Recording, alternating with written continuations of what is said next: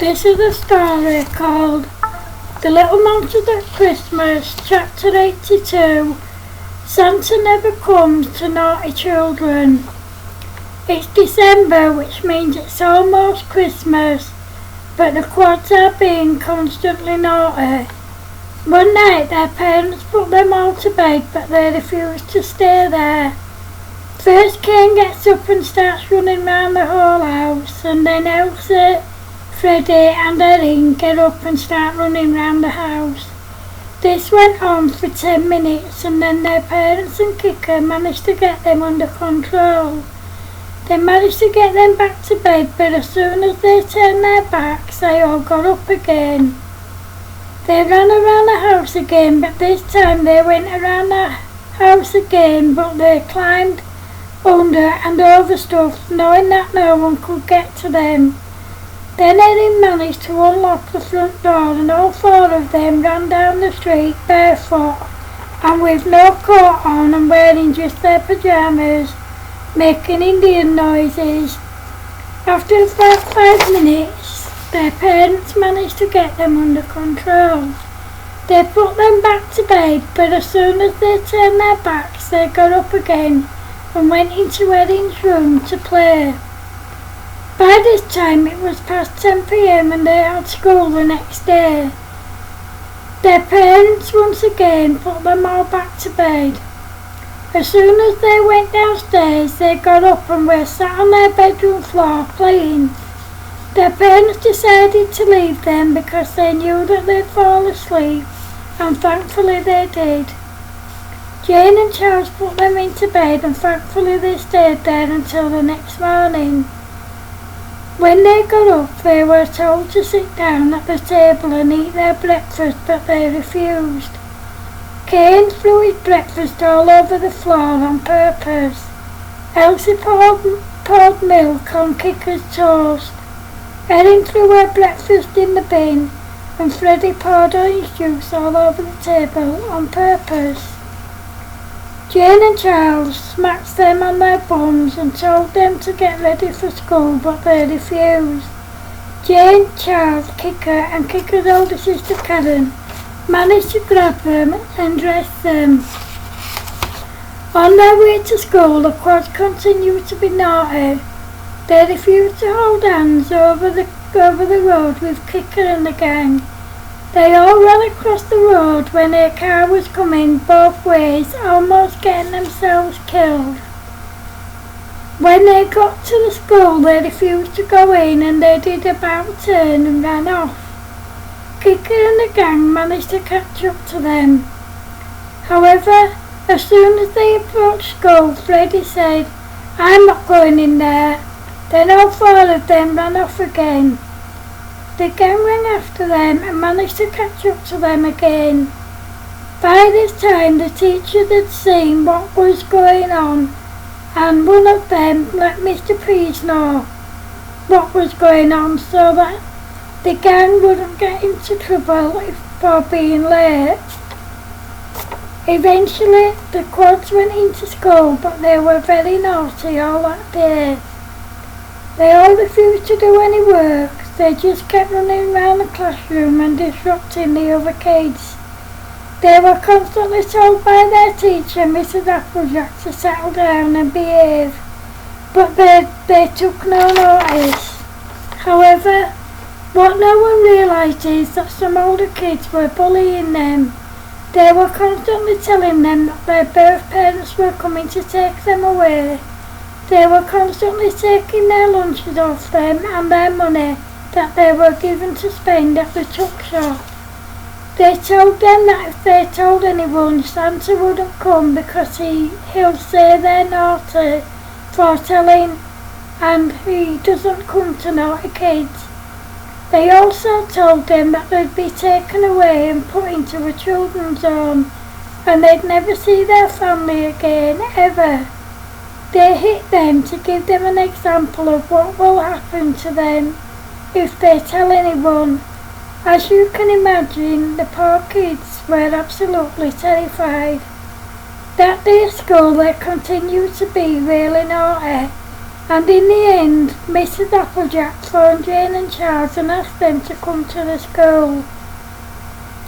When they got there, she said to them, "I don't know what's got into the quads lately, but they just keep being naughty all the time. I've never known them to be so naughty. In fact, they've never been naughty ever. I'm worried about them. I keep seeing them talking to some bigger kids who are well known for bullying. Every time I ask them what's going on, they clam up and run away.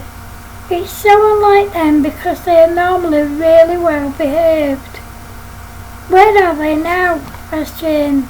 "I'll bring them in," answered Mrs. Applejack. "Hey guys, what's up with you lot lately? And why do you keep being naughty?" asked Jane. "Oh, shut up, Mummy, and go away," said Elsie. "Hey, since when do you talk to me like that?" asked Jane. Then all four kids burst into tears and Freddie said, "Mummy, the bigger kids who are in year 5 have been picking on us. They take our food and our money. They keep saying that our real Mummy and Daddy are coming to take us away. They say that if we tell anyone, Santa won't come because they'll think we're naughty, and he doesn't come to naughty kids ever." By this time the kids were crying and sobbing and clinging to their Mummy and Daddy. "You lot aren't naughty. They're the naughty ones, not you lot. Santa will come because you guys are so good," said Charles. "But we were naughty last night and today. Santa won't come to us now," sobbed little Kane. "You didn't mean to be naughty, did you?" asked Mrs. Applejack. "No, miss, but Santa won't come because we were naughty," sobbed Erin. "I know, guys. Why don't I give Santa a call and see what he has to say?" said Charles. One of the other teachers who was in the room went into the room next door and pretended to be Santa. Charles pretended to dial a number and to say to Santa, "Oh, hi, is that Santa?" "Yep, this is Santa," said the teacher who was outside the door. "I have my quads here and they think that you're not going to come to them because they were naughty last night and today," said Charles. "Tell them that my help have been watching everything that's been going on and telling me it's the other kids who are naughty, not them. I will be coming to them so they don't have to worry about that. I won't be going to the other kids though," said the teacher. "Okay, thank you, Santa. I'll tell them what you said." "Well, he said that he will be coming to you kids because you're good, sweet kids. He won't be going to the other kids because they're too naughty all the time," said Charles. "Really, Daddy? He said that?" asked Erin. "Yes, my darling, he did," answered Charles. "Daddy, we're really sorry that we was naughty," said Kane. "It's okay, I know you didn't mean to be naughty," said Charles. "Mrs. Applejack, we're really sorry that we were naughty," said Elsie. "Oh, it's okay, sweetheart, I know you didn't mean to be naughty. You're great kids and every kid's naughty sometimes. Even grown-ups are naughty sometimes," said Mrs. Applejack. They all laughed and then Jane said, "How about you kids have a sibling sleepover and go to bed a bit later tonight, even though it's a school night? Don't tell Daddy though, it's our secret." "Oi, I heard that. Can I come to your sleepover?" said Charles. "No, you can't, Daddy," the quads said all together. They all laughed and Jane and Charles went home, but the quads wanted to stay at school. The other kids were dealt with by Mrs. Scott, Mrs. Applejack and their parents. They were all given 10 of the best across their bums with the cane by Mrs. Scott. Then their dads gave them 10 of the best across their bums with their belts. The quads got all their money back. The naughty kids were told that Santa won't be coming to them this year because they'd been too naughty. The quads thought that this was really funny. They got all their work done. They had their sibling sleepover and a sleepover with the rest of the little monkeys at the weekend. End of chapter 82. I hope you like it, guys. Remember, if you're watching on YouTube, please feel free to like, share, comment and subscribe.